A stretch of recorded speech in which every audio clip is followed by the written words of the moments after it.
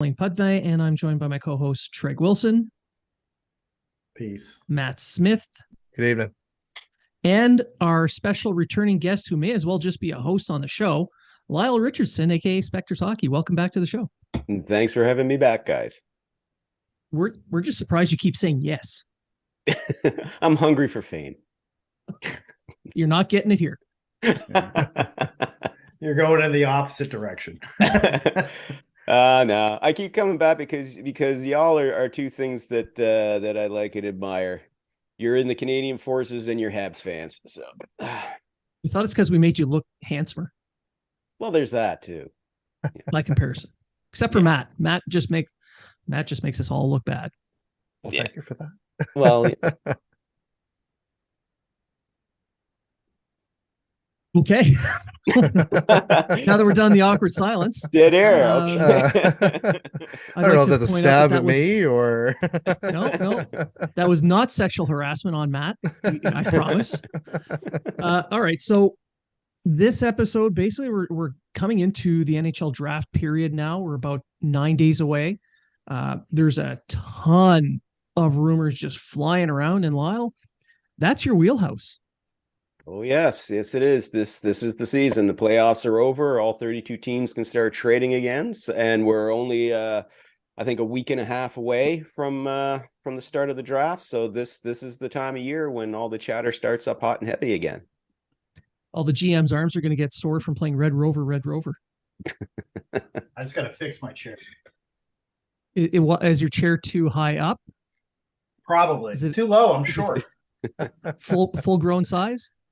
It's for adults. So I have to. There we go. We're good. He's got to get the booster seat. he was doing dips before. That's why he looks so jacked right now. That's what it is. It was abs today. It was abs.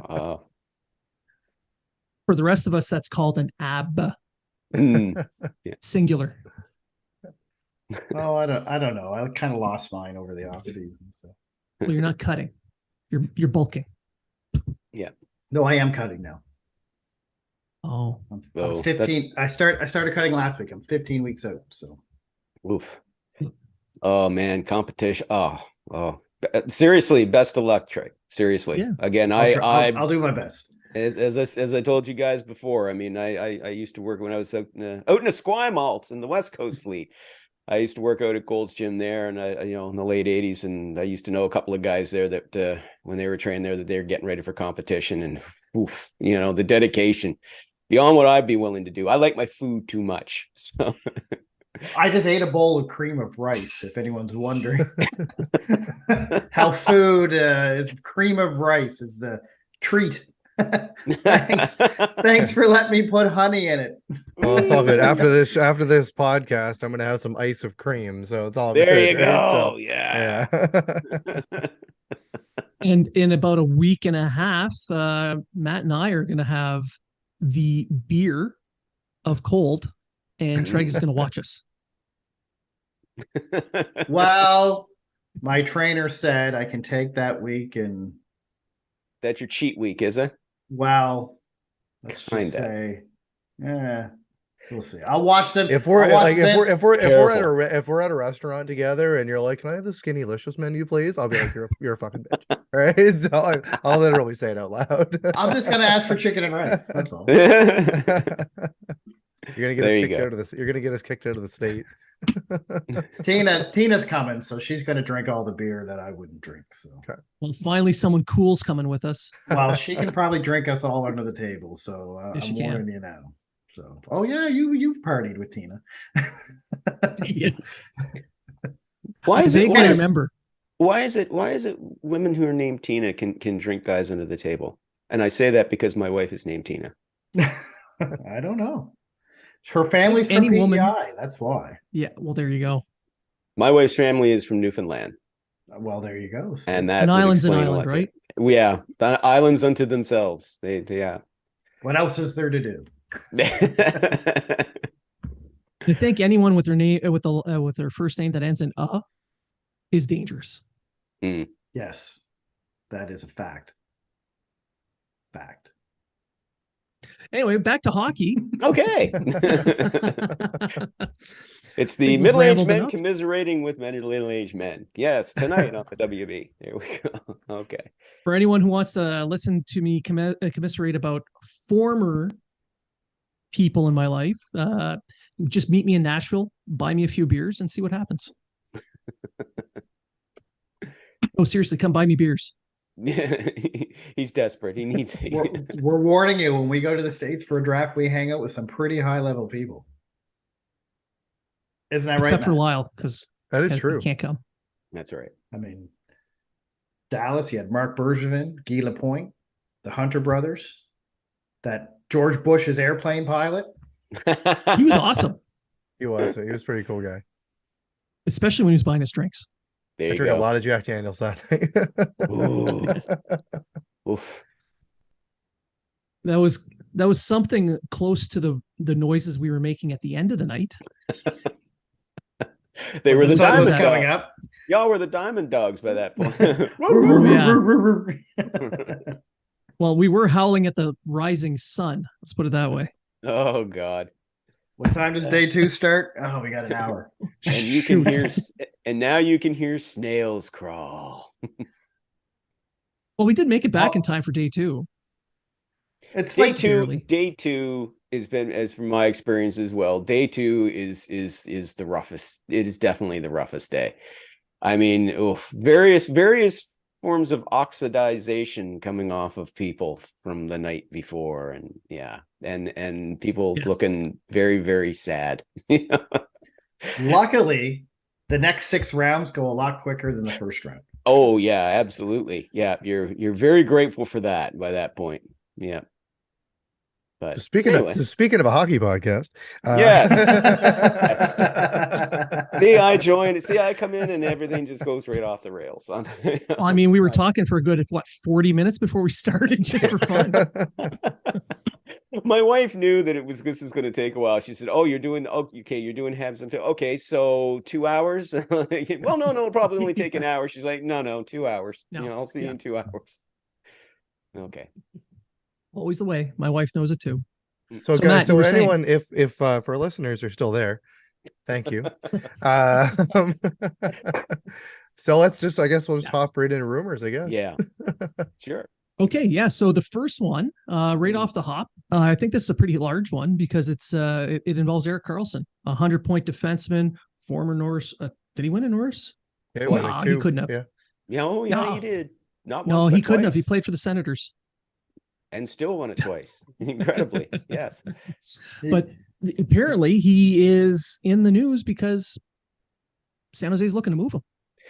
Well, San Jose's been looking to move him basically since last fall. I mean, Mike Greer, let everybody know back in November that he was willing to entertain offers. And there were teams that were, looking into acquiring him before the trade deadline. Edmonton, of course, being the main pursuer, if you will. Oh, I'm not sure how serious that got, but I mean, they were looking into it before they ultimately went the sensible, more affordable, hey, this guy will plug in better on our blue line with Mattias Ekholm. But of course, most people figured that if you're going to move this guy, it would have to be the off season because that's when teams will have more cap space and a willingness to spend. But the same old problem exists. There's one major roadblock in that path to a trade, and that's his contract. $11.5 million per season for 4 more seasons with a full no movement clause. Though he'll waive that clause if he goes to a contender, he's going to waive it. If Ottawa wants him back, I think he would waive it. He maintains a home in Ottawa, so if they were willing to bring him back, I'm sure he'd happily return. And Sens fans would welcome him back, obviously. But yeah, it's that contract, and the Sharks are willing to retain some salary in it, but they're reluctant to retain a full 50%, which would work out to be $5.75 million a season for the next 4 years. That's a lot of freight to carry for 4 years. If it was 2, I could see them doing it. Anything beyond that, yeah, that's even with the cap going to be leaping considerably over the following 3 seasons after 2023-24, even with those big increases, they're still not going to want to carry that if they can avoid it. Yeah, the return would have to be substantial. Absolutely. Yeah. So they would prefer something in the ballpark of, 3.5 mil, 3.25, 3.5 mil, which again, that ain't nothing, but by the same token, but it's not 5.75, and you can more Still not a top 6 player. Yeah, you can still comfortably carry that, especially as the cap goes up. But they're not just going to give him away either. They're going to want a substantial return, and we got a good idea of what Mike Grier is looking for when he made the Timo Meier trade. You look at that return that he got from New Jersey, and now you expect more. He's going to want a better return than what he got from Meier. So there are teams reportedly who are interested, who are as Pierre LeBrun said last week, they're kicking tires. But I think this is something that's going to take a 3-team deal to pull it off. I think you got to spread those cap dollars around, and if it's a 3-team deal, the Sharks can't be picking up the tab for half. I think that's got to be a thing where it's a third, to kind of balance it all out. Because if not, then what's the point? So yeah, that's how I would foresee it going down. Whether that happens, we'll find out in the next couple of weeks, because it's between now, to me, I think it's between now and the end of June, the next 2 weeks. That's when teams have the most cap space. That's when they can invest. Once you hit July 1st, as we all know, that's when the free agent frenzy starts. And even though this year's free agent crop is not that great, there's still going to be a lot of crazy money being tossed around. And once it's done, there's not going to be very many teams that'll have enough left to go back and say, okay, let's, we didn't find the defenseman we wanted in free agency. Let's circle back and see about Karlsson. I've even heard it suggested, well, hey, look, they traded Erik Karlsson, in September, the Senators did, so maybe the Sharks can do it. And it's like, but you're forgetting one thing. When they did that trade, he wasn't carrying 11.5 mil a season for 4 years. So, which is a pretty heavy burden. Even if they did eat a third, and Arizona probably would be the other team that would take that other third. Or maybe Chicago. I would look more at Chicago. They've got the most cap space out of any team right now. But it's more which team is going to be willing to do a rebuild over the next 3 to 4 years. Because that's just, when you're rebuilding, you really don't need that cap space to compete. Montreal takes a third and gets pick number 4. And then they can get Michkov and whoever else they want, 4 or 5. Done. My sources tell me. Yeah. And my source is Matt.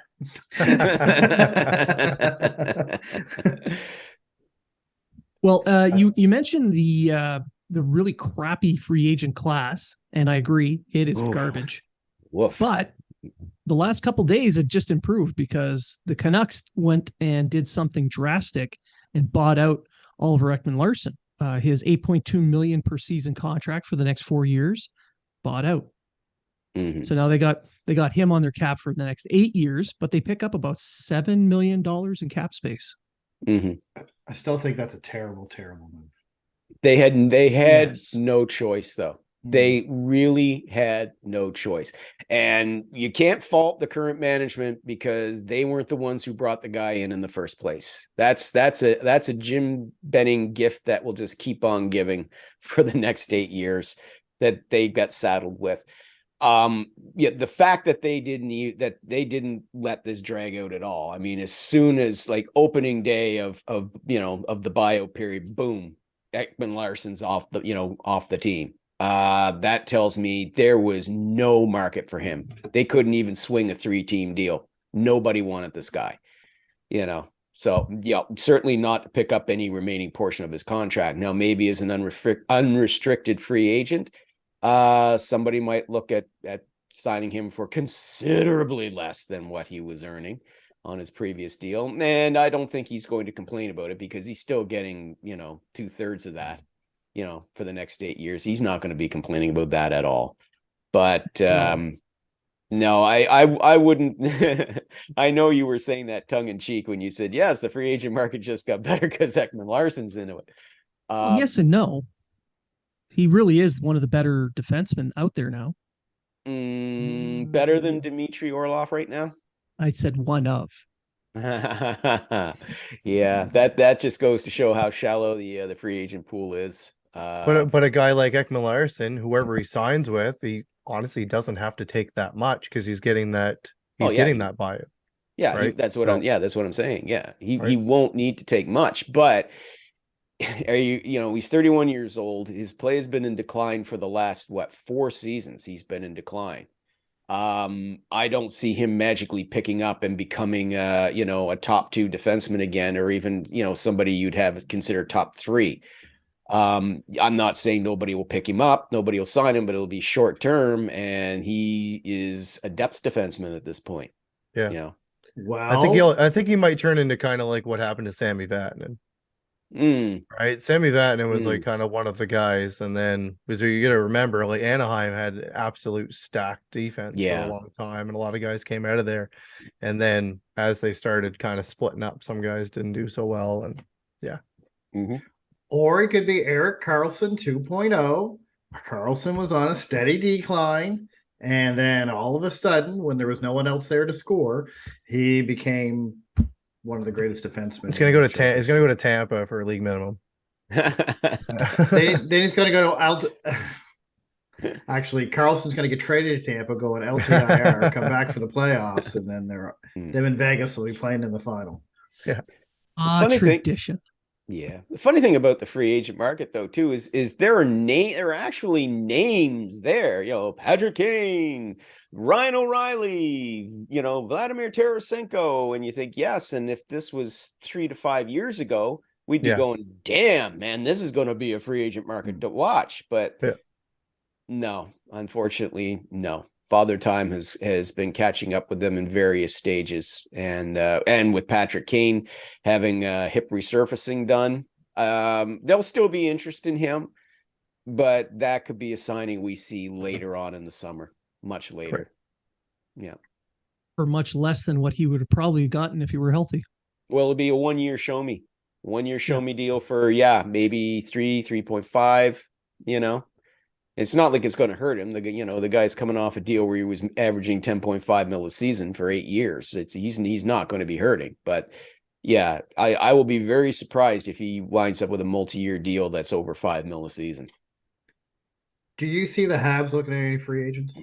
I personally don't think they're going to touch the free agent pool, but do you, Lyle, see the Habs?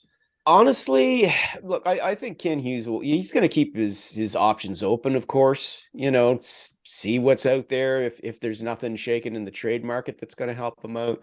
But, they're on a rebuilding course. Free agency at this stage, if you're signed a free agent, you're just trying to plug a hole. Okay, you're not looking we want to get better. It's like, no, you're focusing on your younger talent. It's just like, we still have a weakness on our bottom third defense. Okay, who can we grab that's cheap? Who's, can be a shutdown guy, has some leadership quality and will come in affordably. You're basically plugging a hole. Corey Perry. Hey, why not? I don't think Corey wants to come back to a rebuilding team. No. The sad thing is, if they could have kept him. They could have. Come on, Mark Bergevin, come on, dude. One more. He only wanted 1 more year. You just wanted a 2-year contract. He only wanted 1 more. Yep. But hey, it worked out for him, and the way that the Habs fell apart afterwards is probably for the better for him. So yeah. Now, on the free agent, moving on from free agency back to the rumors. I know that there's a big hullabaloo right now in Vegas about goaltenders. Who do they keep? Who do they let go? Will they trade for anyone? Have you heard anything in there? It's all quiet right now for obvious reasons. But it's quiet, sort of. Quiet in terms of trade rumors. It's quiet right now. Yeah, they're all still just rocking it on the strip right now. There is a big logjam there in goal. We know that they wanted to talk. They actually did offer Adin Hill, their playoff hero, a contract before the playoffs. But he wanted to wait until the season was over, and that turned out to be a very, very shrewd decision on his part because his value just jumped. And if they let him go, he will not lack for suitors in the free agent market based on his. Yeah, it's a small sample size, but hey, you backstop a team to the Stanley Cup. What Jordan Binnington did. yeah, you're going to get paid. So, yeah. But, yeah, it's everything that complicates this, of course, is Robin Lehner's status. And that's the one to watch. He's been, of course, he was recovering from double hip surgery. Plus there was another surgery in there as well. There's also his well-documented financial difficulties off the ice. I actually wrote that a week ago, and somebody in my comment section said, what financial, difficulties? So we all had to explain to him, okay, basically he's bankrupt because he invested in a lizard farm. So, but no, it all comes down to what they're going to do with him. If he's healthy, they could buy him out. That seems like the most obvious choice, because I mean, you've got is it Logan Thompson? Thompson. He's got 2 more years. Okay, at league minimum. Yeah, very affordable. I think they would be very comfortable with a Thompson Hill tandem. I think that'd be the best thing that they could do. Absolutely. Brosseau is going to go to free agency. It'll be, thanks very much, but they're not going to get rid of Logan Thompson. No, guy with the All-Star game. Yeah, exactly. So and he was, so, I think they'd be very comfortable with that. And of course, Jonathan Quick. I think Jonathan Quick's heading for retirement. It seems that way. And you know what? It would be a good way to go out. Oh, yeah. This would be a great way to go out for him. But again, the whole wild card in this thing is Robin Lehner and what's going to happen with him. If I would have thought if he was healthy, he would have been bought out on the first day. Right. Maybe that still happens. Maybe they're just trying not to be cold, or maybe it's just, no, we don't want to carry that salary on our books. He's not signed for long, and it's not really expensive, but they don't have a lot of money to play with either. They always, they're always bumping up against the cap. And then they lose that LTIR that they can carry into the playoffs. Yeah, exactly. And that's the other thing too. The other thing is if Lehner is still, still bothered by his hip problems or whatever, because they still have him on LTIR for now. So we'll just have to wait and see. So there's this kind of intrigue with him right now, but it all stems from that. Ultimately, Thompson Hill, I think, is the tandem they want to go with. Now, you talk about intrigue, and we saw quite a bit of it this weekend in Montreal for some odd reasons. Mm-hmm. It's F1 weekend in Montreal. Yes. All kinds of people are in town. Even Roger Goodell, the NFL commissioner, was in Montreal. Paul was going to the Habs. He's taken over the league. Yeah. But meanwhile, and this ties into what we do for a living. On a boat, there were a couple of hockey players, PLD and Caulfield, hanging out on a boat, and tongues started to wag. So was Trevor Zegras. Trevor Zegras was there too. Almost the size of our Navy too. Okay. Tongues were wagging. I'm going to tell you all right now, they're just good friends. They're just good friends. Yeah, that's all there is to it.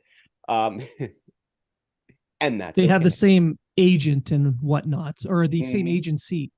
Yeah. Well, look, PLD lives in Montreal. I mean, come on.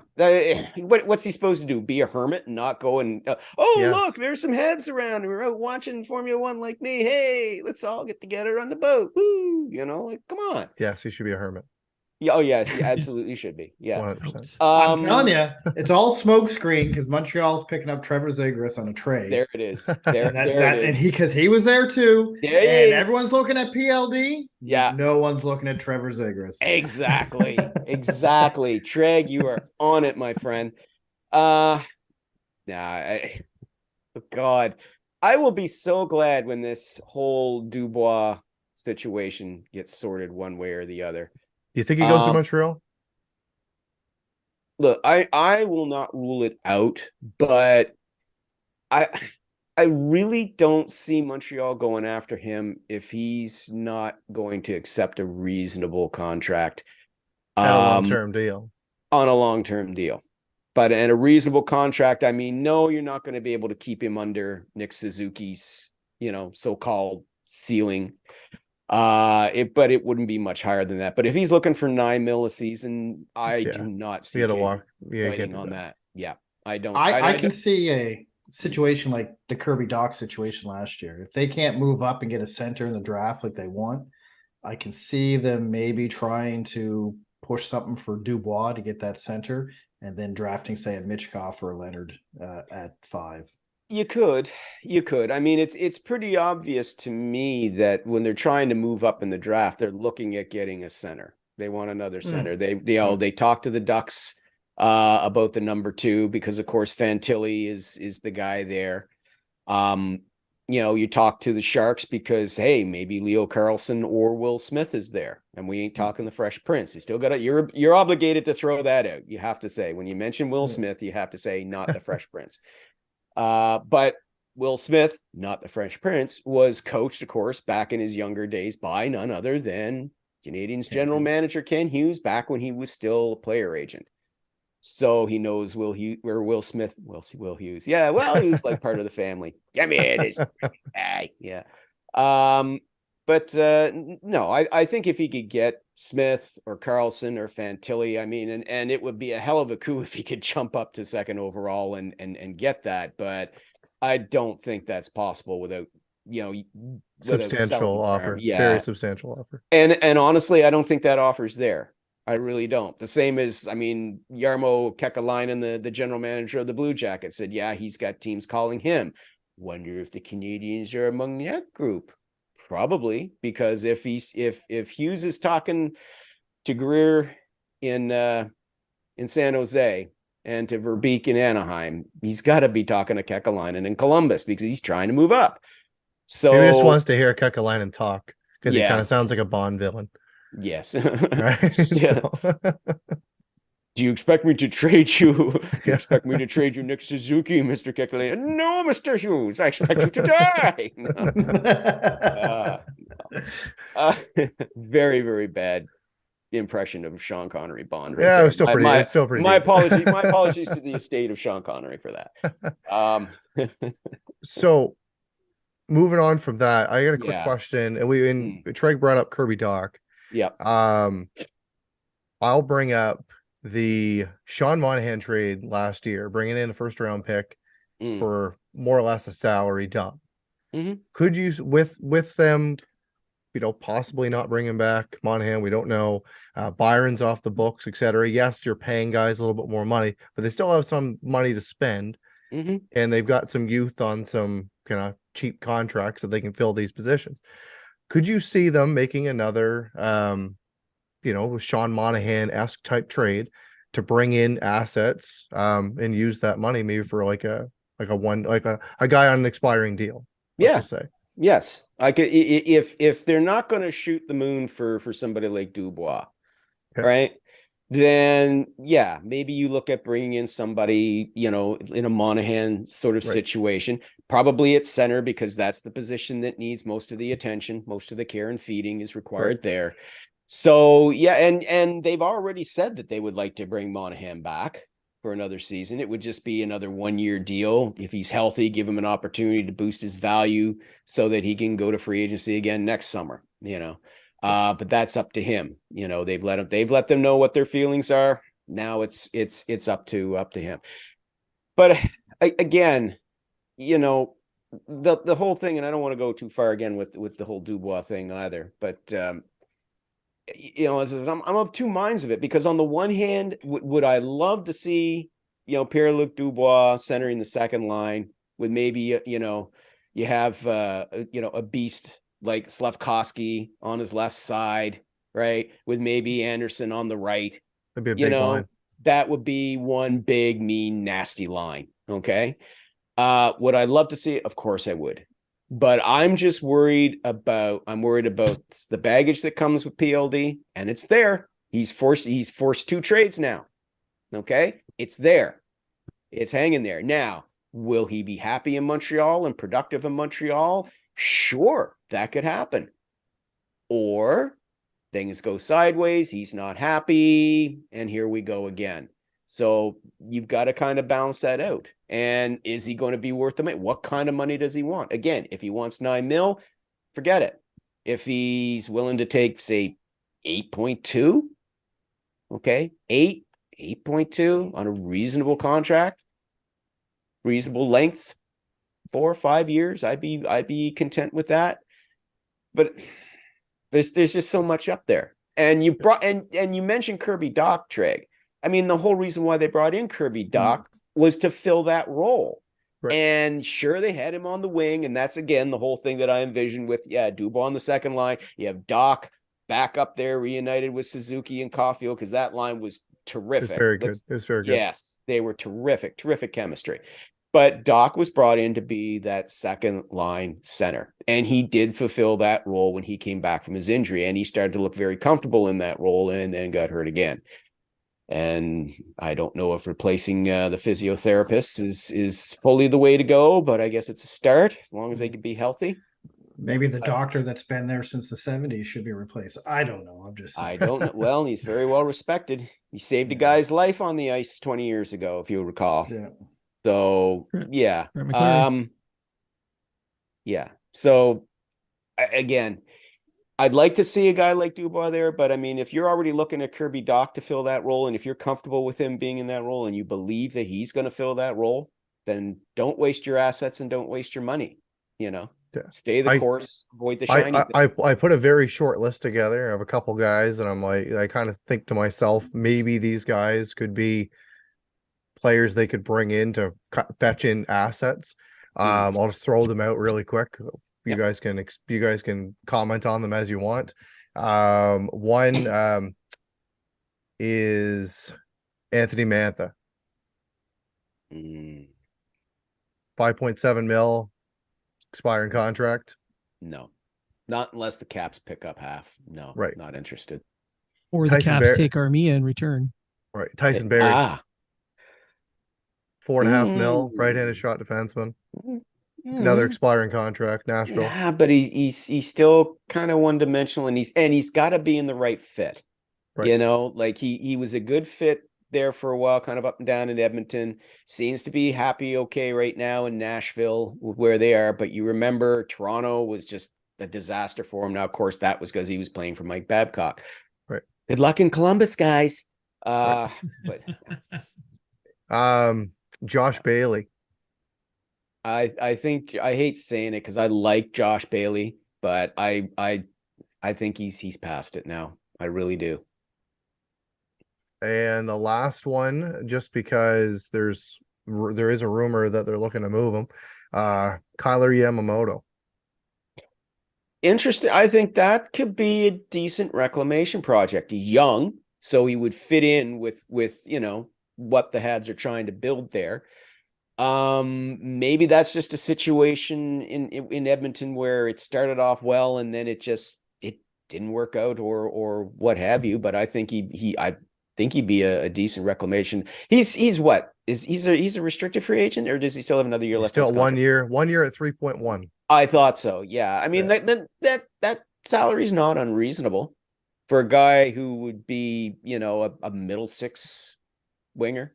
So it's not unreasonable. I think if you're looking, if that's a role you want to fill, that would be. And I know, of course, I'm talking about bringing back assets, not really not giving out. Like pretty much, you're getting rid of future, a 7th round pick or future considerations or something. Bringing this in with a boatload of. Yamamoto, extras, none of those guys are really going to bring in a boatload. I mean, Yamamoto. Well, no. Like for instance, like Monahan came in, 1st round pick. Right. Yeah. But obviously they were depending on the salary. Exactly. Yeah. The Flames. Yeah. So I didn't mean to. Yeah. No. That's all I meant. Yeah. Yeah. Exactly. I mean, because of course the Flames, they were desperate to move that contract to bring in they Kadri. were willing to do it. The Yamamoto. I mean, I don't know if that get the same level of desperation because that contract that salary isn't quite as high. But I mean, maybe if you squeeze them for a second, if they've got it to spare. Right. Yeah. Decent. Food for thought. Yeah. Or they could just take Armia, and if you see what I'm going with, let's get rid of Armia. And I have one more question. Mm-hmm. Evan Bouchard. There's been rumors that teams have been calling about him, and someone said something about the Montreal Canadiens possibly maybe doing a hostile offer sheet. That I don't see happening. I'm not saying that it can't, but I think the odds are pretty low. A lot of teams have very little cap space. A lot of teams have 15 million or less. Now, on the face of it, I say that, and people say, "Whoa, that's plenty of cap space." It's like, yeah, and a lot of those teams though have a lot of players to sign, right? And that cap space evaporates very quickly. Teams that could make that move are clubs that are rebuilding: Anaheim, Chicago, Arizona. Okay. Does Evan Bouchard want to go from a team that, even though they didn't get past the second round this season, I still think they're going to be a serious cup contender for next season. Does he really want to go from that to a rebuilding club because they're willing to throw a boatload of money at him? I don't think so. Right. I don't think he does. Ken Holland doesn't seem to be too concerned about it. He's already said if it happens, we'll match. Of course, if they do, then they're going to have to shed salary. It would complicate things. But I don't see the Canadiens or anybody else really making an offer sheet for. Yeah, Matt, you talk about a hostile offer sheet. Is there any other kind? There's a gentle offer sheet. Here's a friendly one. Yeah. Well, like again, like if with the amount of players that they still need to sign, depending on who they want to bring back, one being Bouchard, and he's obviously going to get a raise. Klim Kostin, you got Ryan McLeod, Nick Bukestad. Like some of these guys are going to be the most expensive contracts, but moving out a contract like a Yamamoto to a team and giving up an asset, even again like a second round pick, might be an option for them to generate a little bit more cap space. Oh yeah. Worst comes to worst, I also heard them mention. I've also heard the possibility if they can't move Yamamoto before the end of the month, they'd buy him out. That's just 1 year, so 1 year that turns into 2, but it's a much more affordable cap situation. Right. Now, from there, we go from there to the draft, because the draft is coming up here in about 9 days. Mm-hmm. And the talk around the draft has been, where the hell's Michkov going to land? There's talk of him sliding now significantly because of several reasons. One being nobody has talked to him yet because he didn't come in for the combine. Nobody's talked to him to have an interview with him yet. Mm-hmm. And now there's this talk about his attitude where Washington's Russian scout, Nikolation, basically just crapped all over the kid, saying he's the worst attitude he's ever seen in his life. Is there any talk about that? Well, yeah, quite a bit. Oh, Matt dropped out. Matt left. He must be really hungry. He must be, yeah. You know, you're not yourself when you're hungry. He should have had a Snickers. He comes back and he's Joe Pesci. Anyway, the commercial. Michkov is a very, very interesting prospect. He's definitely generated a lot of talk about him, which is in a way kind of refreshing. It's not all Bedard all the time. So, I'll thank him for that. The whole attitude thing, I mean, I'm in no position to comment on it. I mean, we hear these sort of things kicking around from time to time as well.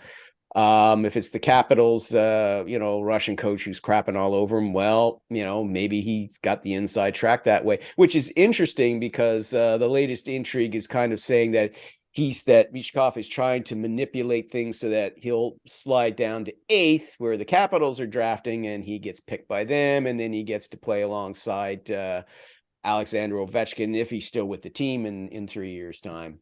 That sort of thing.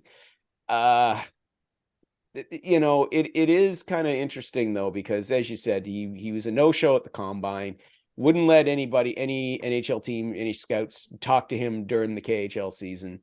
But he is going to be at the draft. His agent says he will be at the draft in Nashville for the first round. So maybe we'll get a better beat on the guy then. But I know there's a lot of guys that are really high on this kid, and I can understand why. but there's just so much uncertainty surrounding him. And of course, you do have to bring geopolitics into this as well, and Russia's invasion of Ukraine, and that could also have an effect on where Russian kids go. Now, it didn't really seem to affect things last year at the draft, not that much from what I could see of Russian players being drafted. But you have to throw all that in, and all the different things. Of course, his father, I guess, passed away several months ago, so there was intrigue about that as well, mystery about that. You'd have to be really, really comfortable with this kid's skill set, but how much of it have they seen? I mean, we haven't even had a chance to see this kid play in international games because, of course, Russia's been boycotted from that, or banned, I should say, from international competition. So, yeah, it comes with a bit of a buyer beware label, I think. Yes, absolutely, he has the potential to be an explosive NHL scoring star. And if you're willing to be patient, because he's under contract for 3 more years in the KHL, you could have another Kirill Kaprizov or another Evgeny Kuznetsov. Think a decade ago, same sort of situation, where he comes in, he's had several years of pro hockey now under his belt, and he makes pretty much an effortless transition to the NHL and NHL stardom. So there is that possibility. But on the other hand, he's not Kuznetsov. He's not Kaprizov. We really don't have a good solid beat on this kid. So if you're Montreal, for example, if you're gonna select him, I mean, your intel had better be flawless, because this could blow up in your face so bad. And if you're a rebuilding team, really bad, if you're pinning your hopes on him. Montreal does kind of have an inside, because Bobrov's father is a scout with that. I'm not saying he's calling him back and saying this and that. There's also rumblings about Washington saying this because they want him to drop to 8 so that they can draft him, because it's only Washington's scout Russian that's coming out and saying about his attitude. Now, we all know there's a history of Russians and attitude. It's just Galchenyuk with him and his father. You could even say Alex Kovalev had a bit of an attitude to him or whatever. But to be fair, every nation has every nation has players with attitude. Oh, I agree. I see your Galchenyuk. I raise you a William Nylander. Yeah, no, and I'm not saying that. I'm just saying, all right, should I say there's a profile that people have made, a reputation that people have made about Russians for being lazy or only playing when they want to play, but you're absolutely right. You could take any nation. You could take 3 guys from Sweden and go, well, this guy did that, and this guy did that, and this guy did that. You just didn't notice it because he didn't have the talent that these guys have. But for me, I think personally, and I've wrote about this, I think Michkov's the best pick for the Canadiens. He's willing to give interviews this week or this coming week when he gets to, and I think that will be what makes or breaks the Canadiens from picking him or not. Yeah. Like, because they want character. They already say that. It's funny how everyone's happy with Hughes saying he likes character, but when Bergevin said it, it was, oh, you're an idiot. But and for those people out there that are saying Michkov or bust, you hit the nail on the head. We don't really know how good Michkov really is. Yeah, we don't. Unless you've not to mention, and not to mention those people that are saying that, they're not being paid to do these jobs, and if they miss on that pick, they're not getting fired. Yeah, exactly.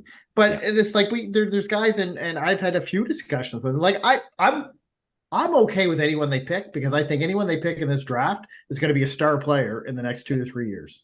I'm telling you, if they pick Reinbacher at 5, he's going to be a top 2 defenseman in the NHL. Yeah, I hate, he may not be the scoring defenseman that everyone would expect in a top 5, but he's going to be a top 2 defenseman. Top pairing. He'd be a top pairing defenseman in the NHL. Yeah. Not like the second best defenseman, just top pairing. No, he will be the second best defenseman in the. You heard it here first. No, after Jordan Harris. No, Jordan Harris will be gone. After Blain, Arbor Jackeye will be the best defenseman in the NHL. I will stand by that. There you go. But that's the thing. But there is a lot of people on Twitter. I mean, you've seen it, Lyle, that are Michkov. If you don't pick Michkov, we're going to be the worst. We're going to be a mediocre team for the next 20 years. Oh, Jesus. Yeah. But these people are just going off. They've seen the lacrosse style goal highlight. Yeah. They've seen a couple other highlights from the Cape. Now, I've watched 4 games that Michkov's played. KHL games. DAZN carries some KHL games. I've watched 4 games. I thought he looked good. He scored a goal in one. I think he had 2 assists in another. I don't think he had any points but he was the best player of the team. I can say that. Of course, the team was the worst team in the league. But you also got to look. The KHL is not the NHL. That's when right. It comes to talent, and it's almost like when Austin Matthews played in Switzerland. Yeah, well, of course he's going to be the best player, or whatever. And so what I'm telling the people, if they pass on Michkov, there's a reason. Yeah. There's a reason and you could say it's the 3 years in Russia. You could say it's the attitude. You could say whatever it is, but there's a reason. And I think the biggest reason is going to be no one knows what they're getting. Yeah. No one knows. Everybody knows what you're getting in Adam Fantilli. Everybody knows what you're getting in Leo Karlsson. Everybody knows what you're getting in David Reinbacher. Why? Because we saw these kids in international play. We've also seen there's plenty of game footage and on that we've seen of these kids when they're in the in NCAA, whether they're Canadian junior, whether they're playing over in Sweden or wherever. But yeah, Michkov is this man of mystery, and it's just he could be great. He could be crap. He could be somewhere in the middle.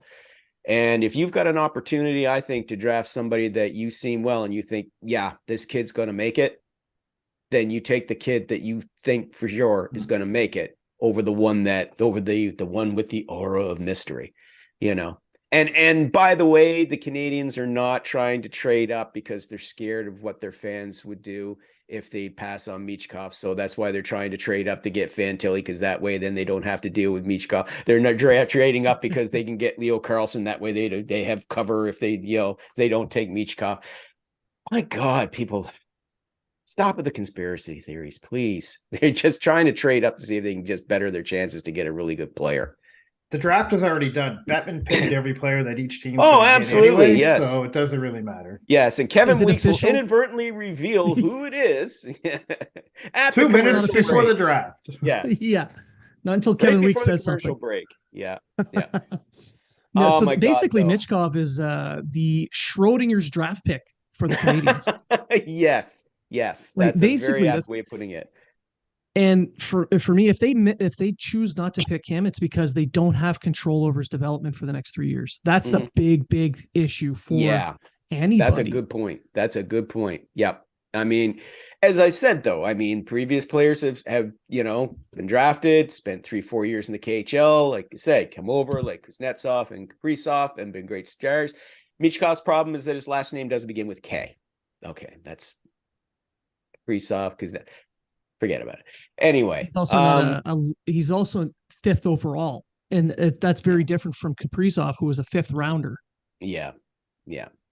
It's just just put your trust in Ken Hughes and his staff that he's going to do the right thing here. I mean, everybody lost their minds when they took Slafkovsky, and now everybody loves Slafkovsky, and don't you dare trade him. So depends who you ask, really. Yeah, well, should have been in the AHL. Yeah.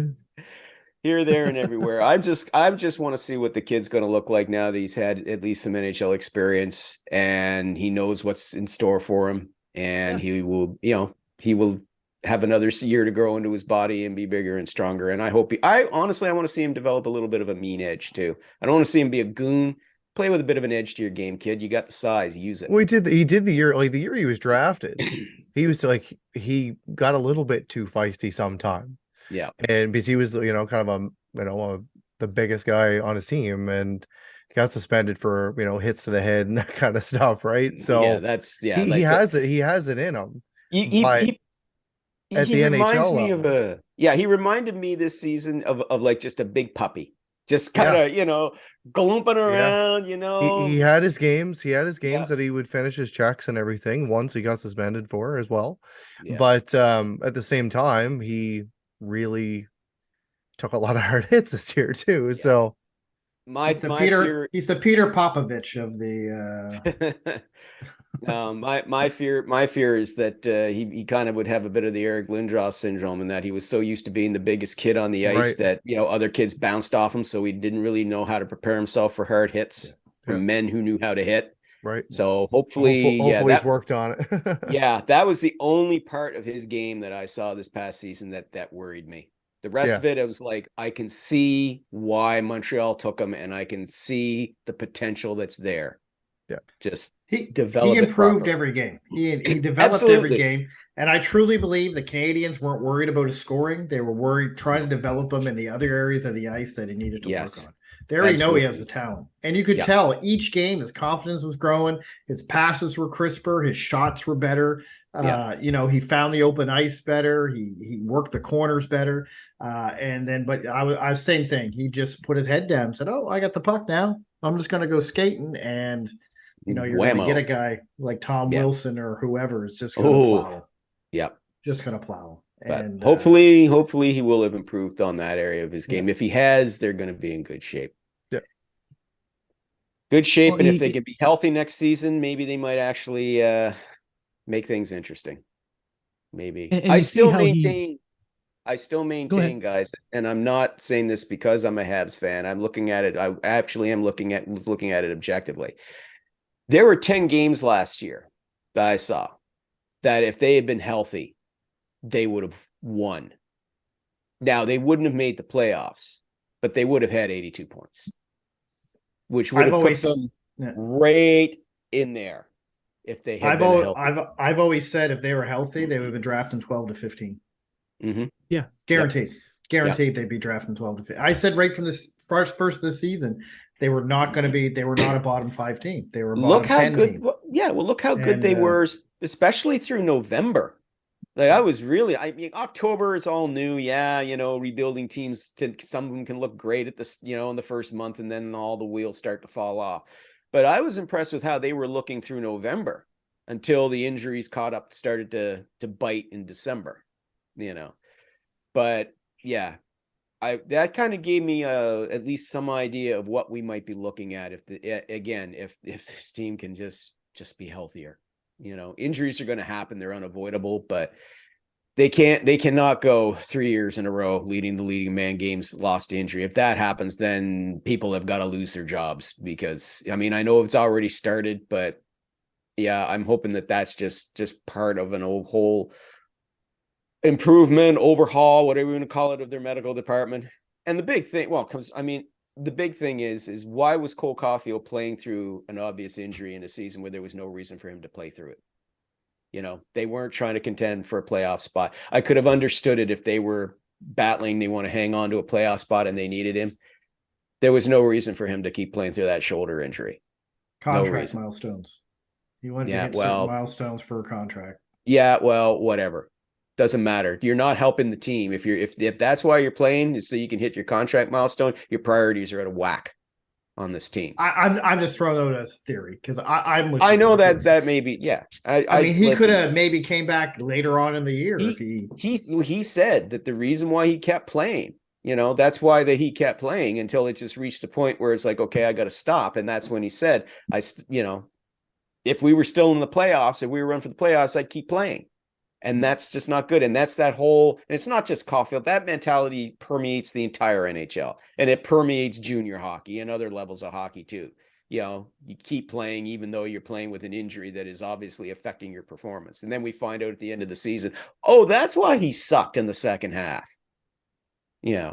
So yeah, they really need to start changing that attitude. You're not helping your team if you continue to play hurt. If you get injured and it's a serious enough injury, get the treatment, then you can come back in the second half of the season when they would possibly really, really need you. Anyway, that's my rant. Done with that part. That's why I never made the NHL. I got hurt. I was like, you know what? I'm not going to come back till I'm ready. 40 years I later. didn't make it because I suck. Yeah, same here. Yeah. My dream of the NHL died when I was 13. I just knew it. It was like, yeah, I'm not getting off these pawns. If any of us had a shot, do you think any of us would have joined the military? Really? Exactly. You know what? Like, worst comes to worst, if Montreal goes through another injury-ridden season and these new, physiotherapists don't do the trick, we're gonna hear some really good. Like this year was like fall hard for Bedard, etc. I've already come up with play like a weenie for Celebrini, or right, can't get right, or can't get no wins if you want Iserman, right? So, right. Oh man, hey, I applaud the creativity. Yeah, so I do. We'll see that first injury, and I'll be like, it's. I'm tweeting that play like a weenie. I'm gonna tweet that play like a weenie for Celebrini like tonight. I'm gonna be like, next year Montreal, play like a weenie for Celebrini. There you go. Yeah, you're still rebuilding. Get the playoffs. Yeah. As long as you put my name as a quote. From some guy I met, some random guy. Yeah. Some homeless dude wearing Blue Jays gear. Yeah. Some guy wearing hand-me-down Blue Jays gear from Value Village. I personally love how prepared you are, Matt. I think that's part of why you're a leader. I do my best. We started. Yeah, you had canned questions. I had nothing. I was just like, what are we talking about? Hey, I got a question. I will say this though. I mean, just to kind of go back onto the trade thing there for a second, though, I think we're going to see a very, very busy couple of weeks here, because the free agent market is, pretty lame. I think we're going to see some significant players on the move. I mean, guys like Erik Karlsson, perhaps, but I'm thinking guys whose contracts aren't that hefty. Guys. What about a guy like Brock Besser? Not necessarily to Montreal, right? But no. A lot of rumors about him. Sure, but those rumors have kind of cooled off in the last couple of months, Matt. And with Talk coming in, right? Yeah, well, that and at the end of the season, I mean, Besser was both publicly and privately saying, look, I want to stay. And everything that I've read and heard is that, unless the Canucks get an offer that's too good to refuse, they're quite happy to keep him. The guy that I hear, out of Vancouver that they want to move is Connor Garland. Now, whether they do that now that they bought out Ekman-Larsson, we'll see. That's changed the equation. But all the trade talk that was coming out of Vancouver for the past month leading up to the Ekman-Larsson buyout was Connor Garland getting traded. 4.9 mil, for I think 3 more seasons. He's an energy guy. He's late 20s, so he's not past his prime. He works hard. He's feisty. He's almost like a Gallagher type player, right? So I think there would be a market for him if they're actually seriously looking at moving him. But again, now that Ekman-Larsson's off the books, maybe they're not pushing so hard to do that. But Besser, unless somebody comes to them and blows their socks off with a great offer, they're quite content to keep bringing back next season. Yeah, and they'll have to re-sign Elias Pettersson after next season. Yeah, who's gonna be getting a raise. Expensive. Oh boy, yeah. And the thing is, too, this is season coming up is going to be an important one for the Canucks because, you got to re-sign Pettersson. You got to show him that you're not spinning your wheels. Yeah. We see another season where they come out of the first half and they just look like crap again, and then it's like, then now they're fighting like hell to try and either make a playoff berth or at least make the season look respectable again. I mean, it's certainly not going to sit well with their fans. I mean, we talk about fans in Toronto and Montreal being impatient. Oh boy, howdy, in Vancouver, they're ready to lynch somebody if this team doesn't improve. So, I think that's going to be very important for them that the Canucks show some real significant improvement in this coming season, or Pettersson might start to reconsider things. Right now, he's saying all the right things. Yes, I believe in this team. Yes, I want to stay. Yeah, well, things change season to season. So we'll wait and see on him. I truly believe the trade market's going to be a lot of goaltending. I think you're going to see a lot of goaltenders move this offseason. I think teams like Toronto and Edmonton, who feel that I think Edmonton. I truly believe Edmonton's a goalie away from. But then again, Aiden Hill proved you don't need that big time goalie to. Well, there's already goalies that are on the trade market. Like Carter Hart's been talked about. Connor Hellebuck. Right. Connor Hellebuck's the big one. Right. Connor Hellebuck's the big one. Yeah. And Saros. Well, you got Saros or Askarov, right? I'd say more Askarov than anything. Yeah, well, they don't want him just to sit there. Yeah, but it's kind of hard to get a beat on that one though, with Barry Trotz coming in as the new John general Gibson manager. Will be another. Gibson, yeah, right. Gibson wants a trade. He talked with Verbeek last month about a trade. Apparently, he was available last summer, but the asking price was too high. This year though, maybe it's a different story. But yeah, I mean, you talk about Edmonton looking for goalies. Did you mention Toronto? Toronto.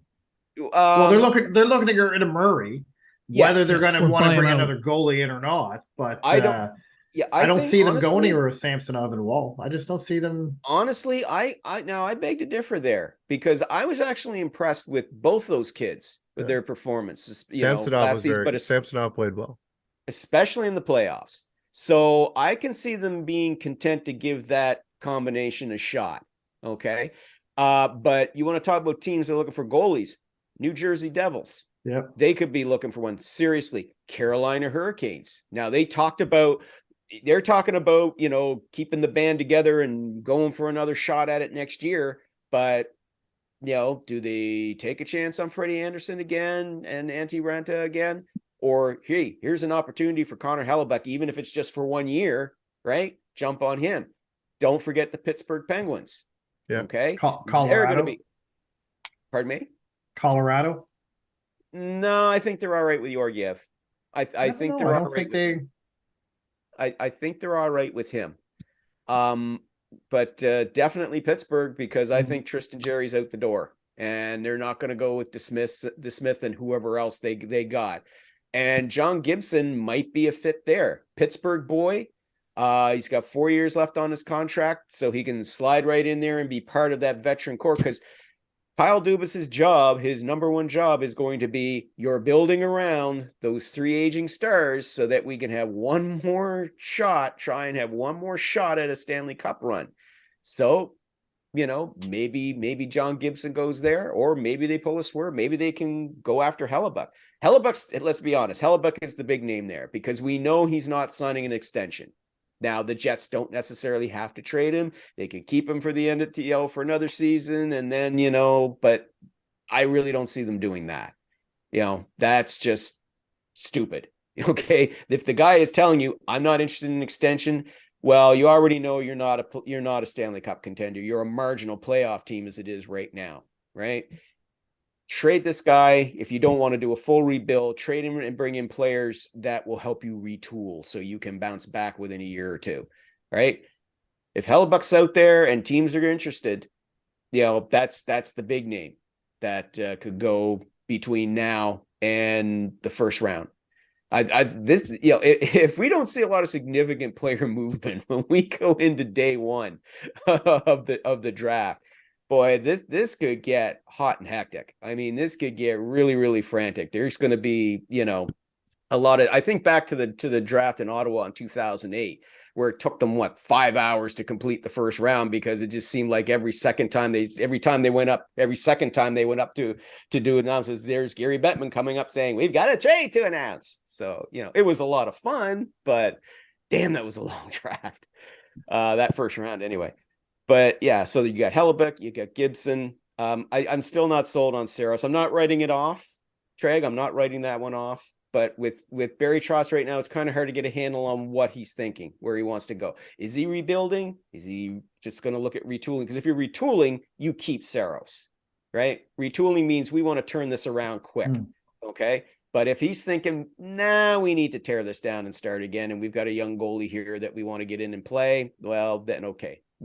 Right now, that's too hard to tell.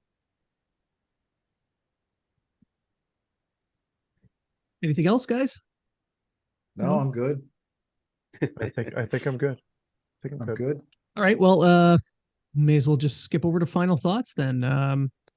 We'll keep Lyle for last because he is the best of the four. So, Treg, final thoughts? Yeah, I agree with Lyle. There's going to be lots of movement, I think, between now and It's a good idea to do that. Now and the draft, or the draft is going to be crazy. I personally think a lot's going to go down at the draft with a lot of teams. I think Ken Hughes got a few moves in him. I think he likes to use these big days to make his mark. So far, so good with Hughes.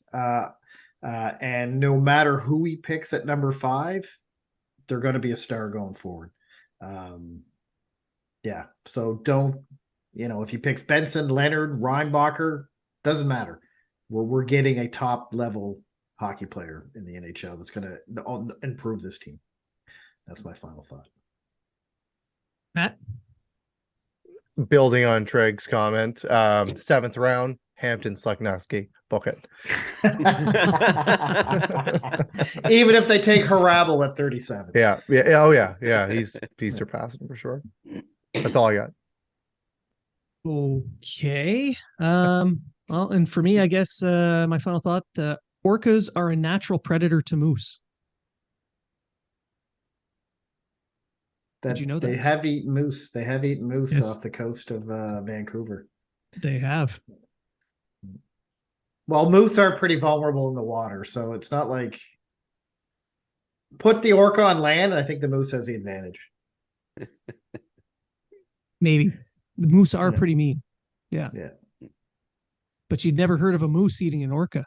That's all I'm saying. No, but the Canada goose beats them all. That oh well, the Cobra chicken rules. yeah. Come on. Cobra chicken rules. Mm-hmm. We're going nuclear at this point with those guys. Oh, I had an argument with one going into my work at Ottawa. You lost. I disagreed. I just went, you know what? Fine. I still have a pass and you don't.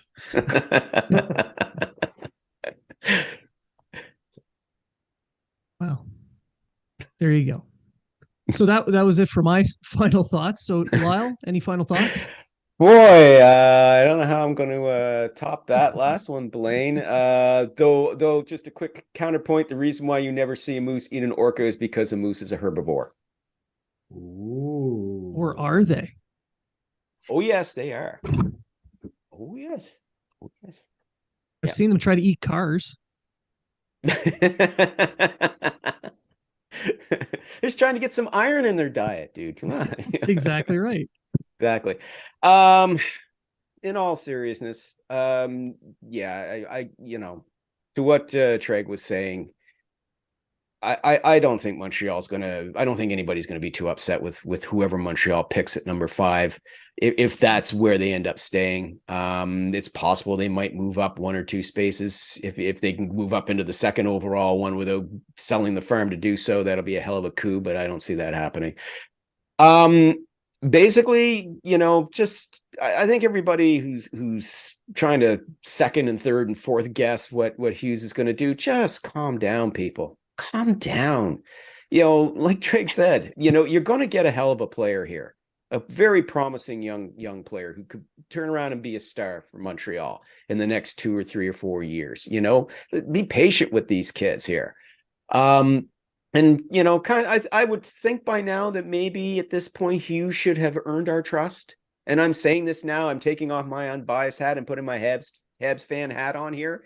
I think by now, has he not earned your trust at this stage in a year and a half? Tell me one move he's made where he has put a false foot forward, okay? Where he's taken the wrong step. It hasn't. You can't go, oh, he took Slafkovsky over Shane Wright. Says no one ever, okay? In terms of that as a criticism, okay? Nobody's really seriously saying that as a criticism, all right? He has yet to make a bad trade. Every deal, every move that he's made has brought back extra, okay, to help build this team moving forward. So just whatever he picks, whoever he picks, be happy with it. Simmer down. It's okay. We've got a very promising young team here. If they can stay healthy, yes. but the future is bright with these guys, and we're still in the middle of a rebuild. Let's be honest here about that. Would we like to see them contend for the playoffs next year? Of course we all would. We would love to see that. Even if it's first round and out, hey, it's progress. I will take progress being 20 points over where they were this season. To me, that will be real progress. Win 10 more games, have a healthier roster, kind of be in the hunt, even if you don't make it. And just, let's just let things unfold here and wait and see. Let's let the dust settle and maybe come back on this. Let's come back on this, if you want to have me on the show again, say in a month's time or whatever, when all the dust is settled. And then we can kind of get a better bead on where they're going here. Because for all we know, Hughes could, as Trege suggested, he could have a couple of tricks up his sleeve that none of us are expecting, where we could turn around in a month's time and go, man, we never saw that. Holy crap. How did it? Whoa. So, just everybody just calm down. Enjoy. This is a time of year that's fun. Sure, it's fun to kind of guess and speculate, but this whole, they don't pick Michkov, that's it. It sucks. Come on. He's not the only guy in the draft, okay? He's going to be a good player. To paraphrase Carey Price, chill out. Yeah, exactly. Paraphrase. That's directly quote Carey Price. Chill out. It's preseason. Chill out. Relax. Okay. This is off season, guys. Off season. This selection is not going to make or break the Montreal Canadiens. It's just not. For a team that has Nick Suzuki and Cole Caulfield and Caden Gooley, right? And Kirby Doc and Yaroslav Slafkovsky, and hey, the man with the fists like cured hams, but yeah, but hey, I love that kid though. I still love his story. It's great, hard work and perseverance paying off. I really hope that he sticks with them. That he sticks with them and turns into not just some guy that they throw for 7 minutes a game, but a guy who, pulls regular shifts and, is a solid defensive guy that, occasionally if you need to, you can throw him up there on the second power play and he can help you out there too. And if somebody tries to take liberties with guys like Caulfield and Suzuki, he sorts them out. Yeah. Nothing wrong with guys and they'll pick his brother at the draft. There you go. Maybe. Hey, stranger things have happened. In the seventh round. In the seventh round. Now, before we let you go, why don't you tell our listeners where they can find all your work? All of my work. Well, first off, on my website, spectorshockey.net, not .com, .net. Got to get the hockey reference in there. It's a hockey site. That's where, of course, I do my daily roundups of the top headlines and the notable trade rumors with my insight in there as well. You can also find my rumor roundup on the Hockey News, the online version, 5 days a week. You can also find me over on Bleacher Report doing all kinds of things. My mock draft will be up on Thursday there, so check it out and see who I think the Canadiens are picking at number 5 and number 30. Here's a hint: number 30 could surprise you. 31. Ruminate on that let that marinate a while. There you go. And if you're here on Prince Edward Island, if you're listening in on Prince Edward Island, of course, you can find my column in The Guardian every 2 weeks in our local paper here. The Guardian covers the island like the dew is the masthead. And that's where I just write about all things hockey from October until basically to the end of June. So my latest column will be out tomorrow for my end of season column. There you go. And if you read German, Ice Hockey News as well. So you'll find me there as well. Over in Germany. For retiree, you're some busy. Yeah. Yeah, I am. Yeah. And you know what? I love it. I'm completing now my 17th full season of doing this full time since I retired from the military to pursue this as a full-time gig. And it's had its ups and downs, guys, just like anything else. But at the end of the day, I'm doing what I love doing, and I'm just fortunate enough that I'm still able to make a comfortable living doing it. 5 more years, though. 5 more years. I just need 5 more good years. I get to 65 and draw in that sweet CPP and OAS money. Woo! Living the dream. Woo! Oh, wait. No, that's not enough. Oh, I need more? Oh, shit. Okay. Well, I guess I'll be writing for a while. Yeah. Happy wife, happy life, Lyle. That's right. There you go. Now, Lyle, I want to thank you very much for coming on yet again and providing us a ton of fun chat and the stuff that we aren't airing is for a reason. It's a little salty, kids. A little salty. Kind of salty. The stuff we are airing, though, is gold. So, as always, you're welcome to come back anytime. It's, guys, seriously, it's my pleasure. It's fun to talk to you. It's fun to talk Habs and specifically and hockey in general. And I'm serious. Once the dust settles from all this in the next 4 to 6 weeks, if you got any time, if nobody's on a posting slump or anything like that this year, maybe we can kind of there he is. There's 2 thumbs and is on a posting slump. This guy. I've been on a posting slump for 19 years. Live the dream, baby. Hell yeah. But seriously though, it would be kind of fun maybe if we can kind of come back in 4 to 6 weeks and just after the dust is settled and maybe kind of, because I'd be interested in hearing you guys' thoughts too on everything that's going to go on. I'm also going to kind of give a listen up too for your post draft show, and I want to hear all the inside details too. If we're sober enough. Well, listen, I'll take drunken ramblings. That's totally fine. Totally fine. That's probably what's going to happen. Seriously, I do miss going to the drafts. I really do. They're so much fun. And it's a great way to connect with people in the industry and just with fans and just make new friends, who love the Habs or love hockey. It's fantastic. So much fun. Yeah, Elliot Freeman, you said you'd be on the show. I'm calling you. Yeah. Yeah. So thank you. John Lou was on the show. Yeah. A couple times. Yes. So it's Craig Button. Yep. There you go. And John hung out with us, I might add. Yes, I have photographic evidence of that, ladies and germs, which it's no secret because they spread it all over Twitter. So yeah. Look at us hanging with John Lou. I mean, John's hair is just too perfect, so I had to share that. It's Trent Crim hair. I'm trying to get the John hair going. You're getting there. John Lou's getting Trent Crim hair. It's perfect. Yes, it's true. So thank you to everybody who has tuned in, who has listened, who has followed us until this point. We're going to try and get you a ton more content before we head down to Nashville. And remember, we are going to be in Nashville, so you follow the Habs Unfiltered page. There's going to be all kinds of content there. And give Lyle a follow if you haven't already. You're missing out if you haven't. So to everybody who's still listening at this point, thank you for listening. And remember, if you're talking